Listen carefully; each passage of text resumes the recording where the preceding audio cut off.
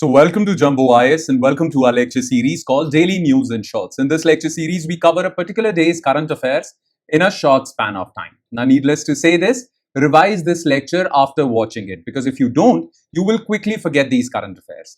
Now, you can revise these lectures from the notes provided by us, and these notes are shared on our Telegram channel.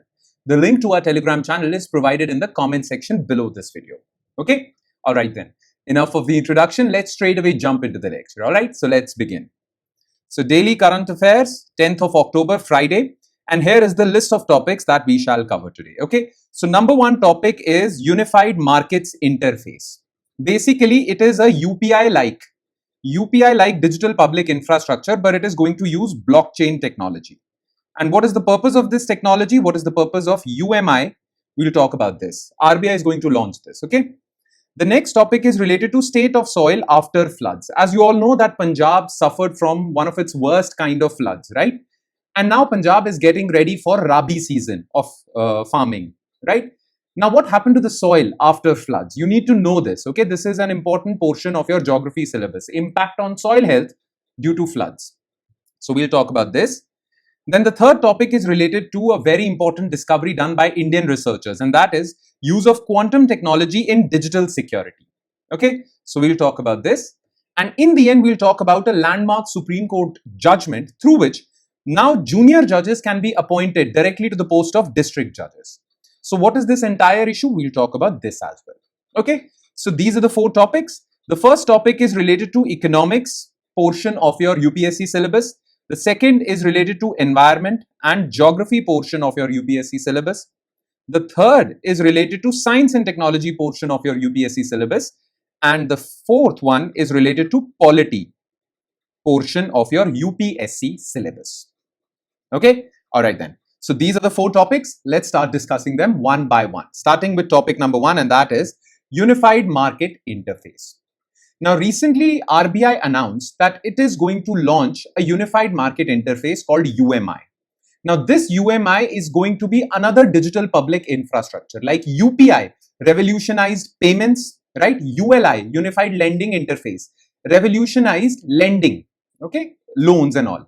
Similarly, UMI is going to revolutionize financial markets, and it is going to enable usage of our own cryptocurrency. As you all know, India launched its own Bitcoin called CBDC, Central Bank Digital Currency. Now, this UMI is going to allow buying and selling of financial assets like shares, bonds, buying and selling of financial assets using India's cryptocurrency called CBDC. So, in a sense, UMI is going to be a revolution of sorts. Plus, it is going to introduce asset tokenization. Now, the question is, what is asset tokenization? How is UMI a revolution? What is CBDC? We'll talk about all three things. Okay, so let's quickly begin. So, Unified Market Interface. So, what was in the news? First, let's talk about this. So, in a step towards asset tokenization, Reserve Bank of India has developed Unified Markets Interface, which is envisioned as a new next generation financial market infrastructure, digital infrastructure. Now, this will introduce asset tokenization. Now, what is asset tokenization? There are so many physical assets, financial assets, like there are bonds, okay, there are shares, there are so many financial physical assets, okay, assets. Now, basically, you are going to create a digital token of these assets, okay. Digital token means this is the digital equivalent of this asset. So, there is a bond, the digital equivalent of that bond is this digital token. And this digital token, because it is an equivalent of that financial asset, can be traded online. Okay. Now, this digital token, well, is suitable for buying and selling of these financial assets using cryptocurrency, CBDC, India's official cryptocurrency, central bank digital currency. World has private cryptocurrencies like Bitcoin, okay, and many other different types of cryptocurrencies. India launched its own cryptocurrency called CBDC. So for online buying and selling of financial assets, first through cryptocurrency, first you need digital token, okay, or asset tokenization, okay. Now this asset tokenization would allow or would use blockchain technology. And using this blockchain technology, you are going to buy and sell these assets, financial assets using CBDC, which is also based on blockchain technology. Okay. The reason why we are tokenizing these assets using blockchain is so that it is compatible with CBDC. Otherwise, you wouldn't have been able to buy and sell these assets using cryptocurrency, which is also based on blockchain. That is why asset tokenization is important. Okay. So you're just creating a digital token of that financial asset. That's about it. Okay. Asset tokenization. Now, about UMI. So it is a next generation financial market infrastructure in India designed to enable the tokenization of financial assets. Remember, tokenization, using blockchain technology, you have created a digital equivalent of that. And now that digital equivalent can be bought and sold using another blockchain technology called cryptocurrency. Okay. What is asset tokenization? The UMI will use blockchain and smart contracts to convert financial assets into digital tokens. So this is the benefit of UMI. It will first convert these financial assets into digital tokens, which would be a proof of the ownership of that financial asset. Then CBDC settlement. Market transactions for these tokenized assets will be settled instantly using wholesale CBDC. Okay. CBDC is India's cryptocurrency. There are two forms of CBDC: retail, wholesale. Retail CBDC will be used for payments of certain things for you and me. Okay, we can buy certain things using retail CBDC. But wholesale CBDC is for banks and other financial institutions who do bulk transactions for buying big bonds, big equity, all these things. So banks can now use wholesale CBDC to buy these financial assets, digital tokens of these financial assets. Okay. Now through this, you can also allow fractional ownership. Now, what is fractional ownership? Okay, this is a big reform. Well, let's suppose there is a financial asset called a bond. Now, either you can buy a bond or someone else can buy a bond. You cannot partly own a bond. Part ownership is not allowed. Okay, that I am buying 20% of this one bond. That was not allowed. But through asset tokenization, this is also allowed. So one financial asset can be partly owned by many people. Okay, this is fractional ownership. Currently in real estate, there is fractional ownership, but not for financial assets. This would enable fractional ownership of financial assets as well. And the payment for that would be done by CBDC. And the ownership records would be saved transparently using blockchain technology. Right? So this is the benefit. Now, this basically has various benefits. Okay. So what are the key benefits? Number one, it would enhance market efficiency. So the entire process of buying and selling of bonds would be taken digital. Okay. It would be digital. It would be more efficient. Plus blockchain is more efficient. Plus the cost associated with transactional cost would get reduced. Okay. So more market efficiency. Plus because it is on blockchain and it is for everyone to see, it will be more transparent. And blockchain, because it uses distributed ledger, I will explain blockchain some other day. You'll understand how blockchain works. Okay. But for now, just understand this. Okay. Or for now, just remember these words. Because it uses distributed ledger, it is more secure also. Blockchain is more secure, more transparent. So it will improve public trust also in these transactions. Then greater market access. Because the thing is, bonds are extremely expensive. You cannot buy one bond, but you can buy 10% of it. Now, more and more people would come to invest in these financial markets because now fractional ownership is allowed. So greater market access, plus because of blockchain, because of more security, reduced risk, settlement risk, payment settlement risk. Make sense? So these are the benefits. Now, UMI is basically a part of this series of reforms that the government has been conducting by creating digital public infrastructure. Now, we have talked about digital public infrastructures. Okay. So the first digital public infrastructure was UPI, through which online payments have been facilitated. Then ULI, through which online loans have been facilitated. And the last was account aggregator. Basically, what is an account aggregator?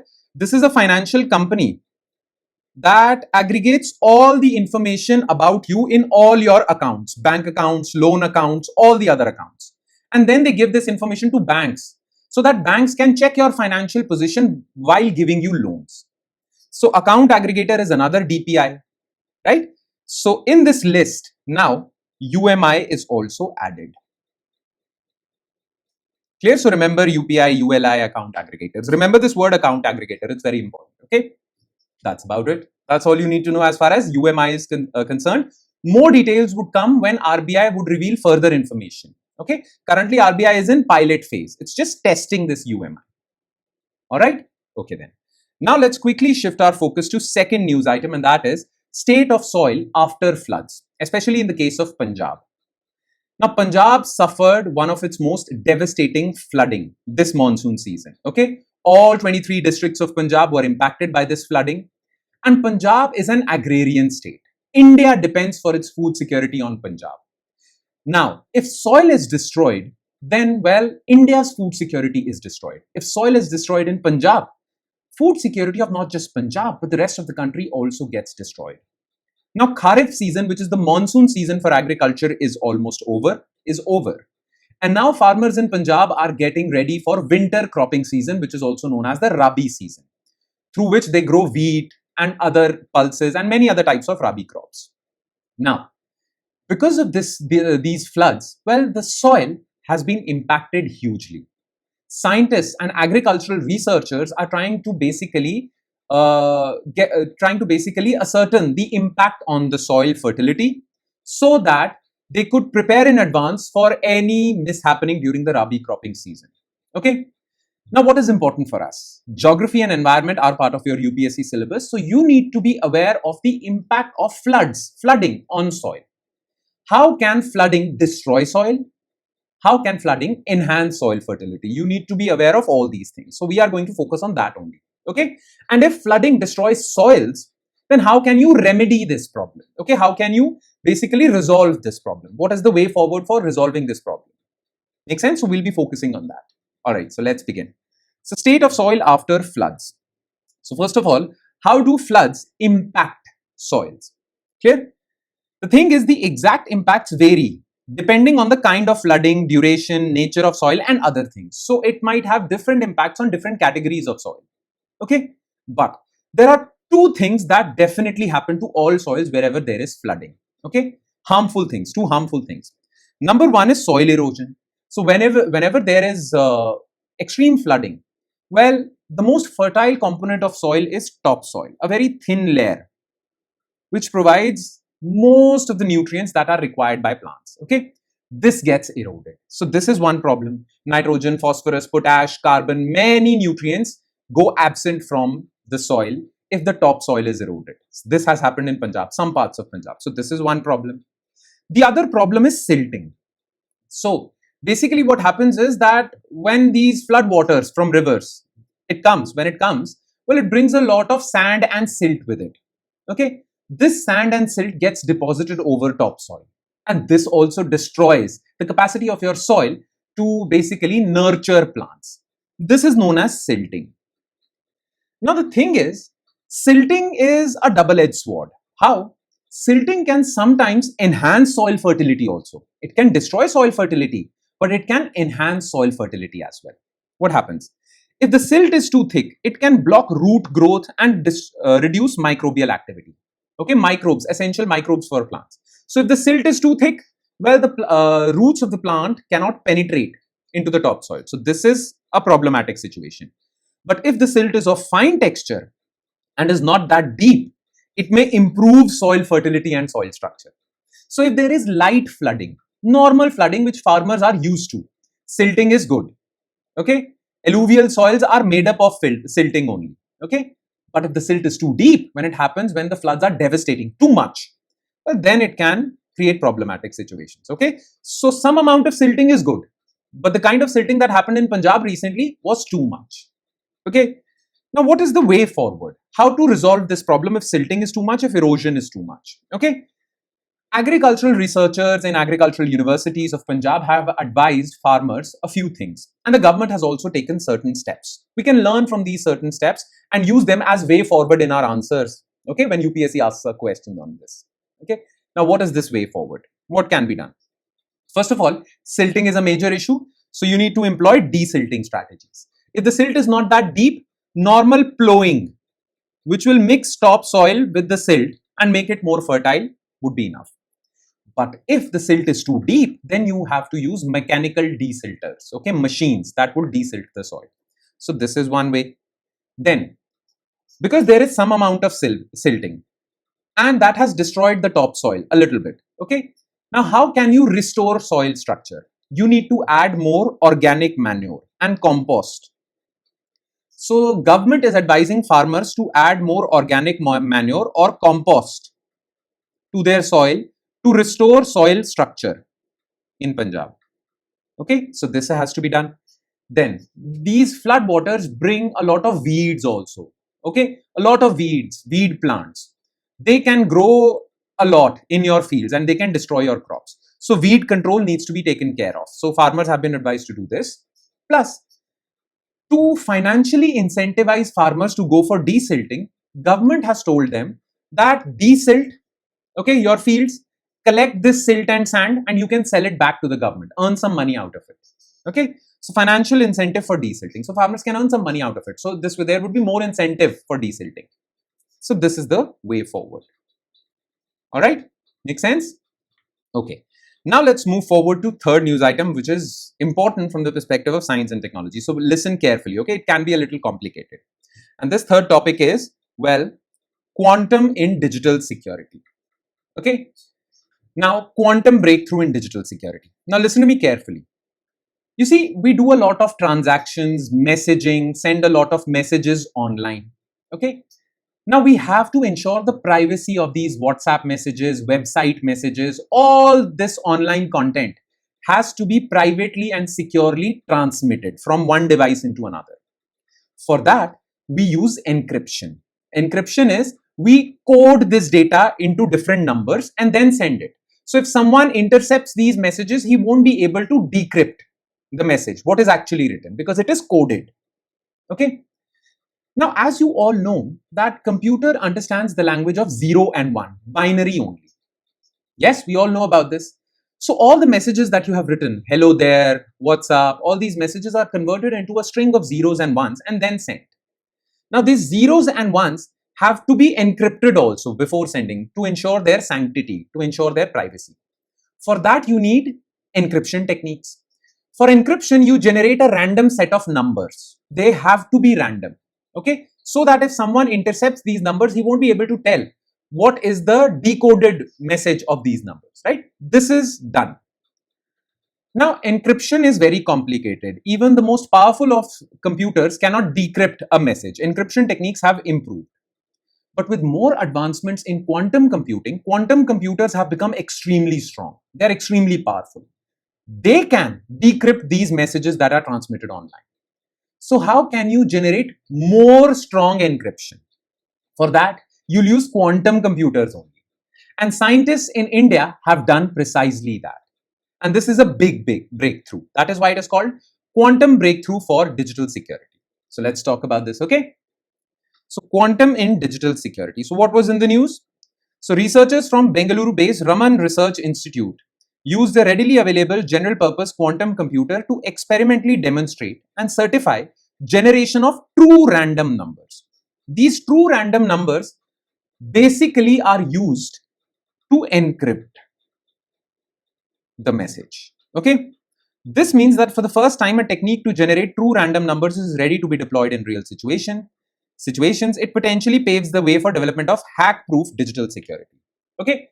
Now, to understand the significance of random numbers, let's take a look at this picture.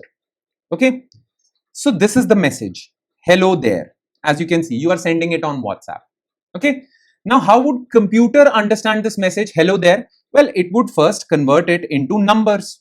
Okay. And binary numbers basically. Clear? Hello there. Yes, it would convert it into numbers. Then these binary numbers would be encrypted using another set of numbers. Okay. Now these numbers should be as random as possible. Because if they'll be random, it would be very difficult to decrypt this message and then it would be transmitted. Okay. The receiver of this message would have a key, private key or public key, but it's a different class altogether to explain the difference between private and public key, but just understand he would have a key through which he will be able to decode this message, decrypt this message. Okay. Now remember, to encrypt it, it has to be as random as possible, so random that no one can identify a pattern. Okay, and decode this message. No computer can do it. Clear? Now currently we cannot generate true random numbers. Okay, we generate pseudo-random numbers. Basically, these random numbers are generated through a computer program. Now, computer follows a proper pattern. Okay, this pattern would be very difficult to identify, but it still follows a pattern. Okay, that is why they are not true random numbers, they are pseudo-random numbers. Now, these pseudo-random numbers are still very difficult to decrypt. That is why it is very difficult to, even the smartest of the computers cannot decrypt this message. Clear? Only the one which has this private key can decrypt it. But still, computers are getting more advanced. And with quantum computers, which are one of the most powerful computers, well, it can be possible to decrypt this message. So we need true random numbers. Now, these true random numbers can be generated through quantum computers only. Clear? Now, how? Listen to me very carefully. Quantum random numbers. So what is quantum physics?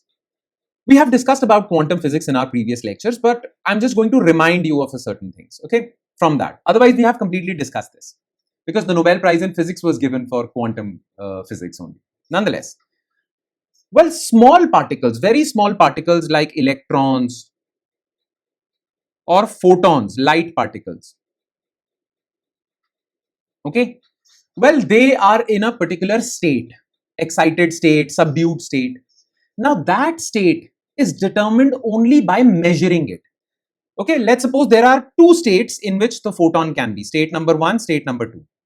Quantum physics says that at this particular time, at this second, this photon is in both the states. But when you will measure it, it will randomly be in state 2 or state 1. If we allocate a particular number to 1, that is 0, and to 1, then whenever you measure a photon, it will throw a random number. So what do quantum computers do? They throw photons and then measure one half of photons. Okay, they will throw a random number, and the other half of photons, they will throw another random number. Those numbers would be truly random. Now, I know it is very difficult to comprehend if you have no background in quantum physics. Don't worry about it. When we study quantum physics or basic features of quantum physics, then you'll understand. As of now, just understand this. This is the bottom line. Just remember this for your exams, that quantum computers generate true random numbers, not pseudo true. And this was demonstrated by Raman Research Institute, Bengaluru. That's about it. Okay, so there are certain benefits like digital security, data privacy, and all that. That's there. All right, and now let's move on to our last news item, and that is junior judges can become district judges. Now, recently, Supreme Court gave a landmark judgment, and under that landmark judgment, well, now even junior judges junior to district judges in subordinate courts like judicial magistrate, chief judicial magistrate, they can be directly recruited to the post of district judges. Earlier, that was not allowed. Earlier, as per a particular kind of interpretation of the Constitution, only advocates who have practiced for more than 7 years were allowed for direct recruitment. These junior judges could only get to the post of district judge by promotion only, by a minor exam. They cannot be directly recruited. But Supreme Court recently said that previous courts have misinterpreted the constitutional provisions, and that is why they have prohibited junior judges from being directly recruited to the post of district judge. Now the Supreme Court has restored that. Now even junior judges can be directly recruited to district judge post. Okay, I know it might sound a little confusing, but pay close attention and I'll make you understand the entire issue. Okay, so pay close attention. All right, so yeah, junior judges can be, just a second, junior judges can be district judges. Okay, so what was in the news? First of all, let's identify that. So in a landmark decision of a 5-judge constitution bench of Supreme Court, 5-judge bench, Rajneesh KV versus K Deepa ruled that sitting judges in the subordinate judiciary can compete for the post of district judge through direct recruitment. Okay, this 5-judge bench basically overturns previous Supreme Court judgments which did not allow junior judges to be directly recruited to district judges. Only advocates with experience of more than 7 years were allowed for this. This Supreme Court judgment now overturns that. So now even junior judges can be appointed to this. Now for that, to understand this entire thing, you need to understand what the Constitution says about appointment of district judges. Okay, so Article 233 deals with the appointment of judges. Okay, now Article 233 says, Clause 2 says, give certain qualifications for direct recruitment. Either you can become a district judge through promotions, which junior judges can do, okay, or you are directly recruited, directly handpicked by the governor to become a district judge. But Article 233 specifies certain qualifications, okay. What are those qualifications? You'll understand this whole judgment in these qualifications only, so pay close attention. So Article 233 says, anyone who wants to be a district judge directly has to be a citizen of India, must possess a LLB degree from a recognized university, which is recognized by Bar Council of India. And the third qualification is critical. Okay. A person must not be in the service of union or a state. He must not have a government job. Okay. Must not be in the service of union or state. Okay. And they must have been an advocate or pleader for a minimum of 7 years. So if you are not in government service and you are an advocate or pleader for more than 7 years, you are eligible for direct recruitment. Now the thing is, people who were in judicial service, okay, for example, judicial magistrate, a junior judicial magistrate. Earlier, the courts considered this post of judicial magistrate as a person in service of union and state. So if there is a junior judge, he or she was considered to be part of union or state. That is why he was disqualified for direct recruitment. He was only recruited through promotions, not direct recruitment. Only advocates were allowed. This was the idea. This was the case earlier. But now Supreme Court has said that this is a narrow interpretation of Article 233. The constitution makers did not intend this. So Supreme Court has said that all these junior judges won't be disqualified because they are considered in the service of union and state. Junior judges won't be considered in the service of union and state for the purposes of this article. So along with advocates, junior judges are also eligible for direct recruitment for the post of district judge. Yes, they also should have an experience of 7 years or more. That is there. Clear? But they are allowed for direct recruitment to compete with advocates. This is the thing. So now you know about Article 233. It is important because an MCQ can be asked. All right. And that would be all. With that, we conclude today's session. So thank you so much for watching, everyone. And I'm sure it has added value to your preparation, but it will add more value if you're consistent and regular with this lecture series. Watch this daily, okay, around 6 to 7 p.m. and you revise this lecture from the notes. So on that note, I'll be signing off with the promise of seeing you again with another set of news items. Thank you, everyone.